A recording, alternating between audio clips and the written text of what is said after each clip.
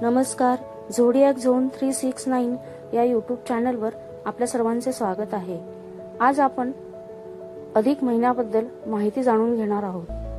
आपल्या संस्कृतीत वेळोवेळी येणाऱ्या काही विशेष महिन्यांना खूप महत्त्व आहे. त्यापैकी एक म्हणजे अधिक महिना, ज्याला मधुमास, खरमास किंवा मलमास आणि पुरुषोत्तम मास असेही म्हटले जाते. पण हा महिना नेमका काय आहे आणि याचे महत्त्व काय आहे हे आज आपण जाणून घेऊया. चला तर मग.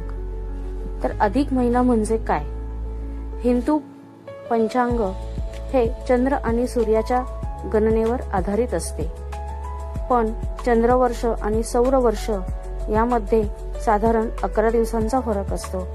हा फरक भरून काढण्यासाठी दर 3 वर्षांनी एक अतिरिक्त महिना जोडला जातो. यालाच म्हणतात अधिक महिना. अधिक महिन्यात वातावरण शांत, साधना आणि भक्ती करण्यासाठी अनुकूल असते. मन आणि शरीराला शांती मिळते.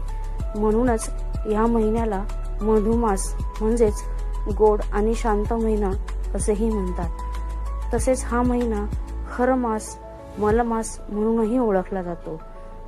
तर खरमास, मलमास म्हणजे काय?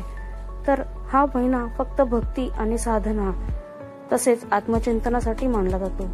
म्हणून काही ठिकाणी या महिन्याला खरमास म्हणतात असेही म्हणतात. कारण या काळात विवाह, गृहप्रवेश, नवीन व्यवसाय यासारखे शुभ कार्य टाळले जातात. त्याचप्रमाणे या महिन्याला पुरुषोत्तम मास असेही म्हणतात. कारण पुराणांनुसार हा महिना सुरुवातीला कोणाच्याही नावाने ओळखला जात नव्हता, म्हणून त्याला कमी मान दिला जात असे. तेव्हा भगवान श्रीकृष्णांनी या महिन्याला आपले नाव दिले पुरुषोत्तम. म्हणून हा महिना पुरुषोत्तम मास म्हणूनही ओळखतात. त्यामुळेच हा महिना अत्यंत पवित्र आणि पूजनीय मानला जातो. या महिन्यात विशेष करून पुढील गोष्टी कराव्यात, जसे की भगवान विष्णू आणि श्रीकृष्ण यांची पूजा, व्रत, जप, ध्यान, दानधर्म. मग यासाठी तुम्ही अन्नदान, वस्त्रदान किंवा जे तुम्हाला यथाशक्ती शक्य असेल ते दान तुम्ही नक्कीच करू शकता. त्याचबरोबर एक प्रथा सुद्धा आहे जी काही ठिकाणी पार पाडली जाते. ती अशी की या महिन्यात मुलगी आणि जावई यांना लक्ष्मी विष्णू स्वरूप मानून यथोचित अन्नदान, वस्त्रदान तसेच अधिक महिन्याचे वाण देऊन त्यांचे पूजन करतात. याचे पुण्य फार आहे. अधिक महिन्याचे वाण देताना मुलीला आणि जावयाला आपल्या परी आपल्या घरी भोजनासाठी आमंत्रित करावे.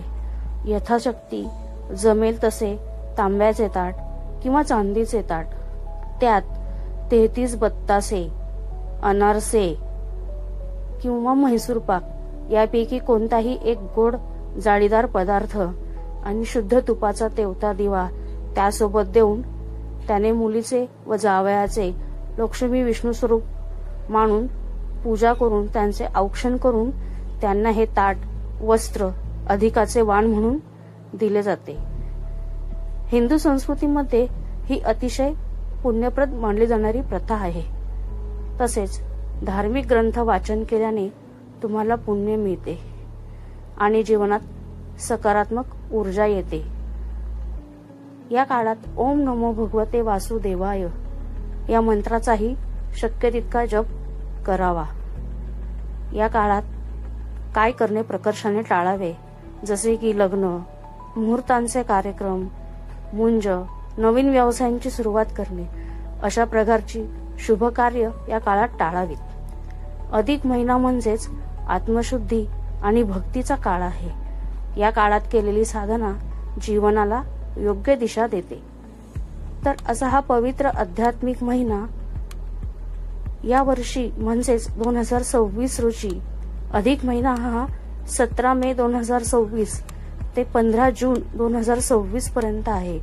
तर तुम्ही याचा लाभ नक्की घ्या आणि मला कमेंट करून माहिती कशी वाटली हे नक्की सांगा. जर तुम्हाला व्हिडिओ आवडला असेल तर लाईक करा, शेअर करा आणि चॅनलला सबस्क्राईब करा, म्हणजे तुम्हाला नवीन नवीन विषयांवरती माहिती कळेल. धन्यवाद.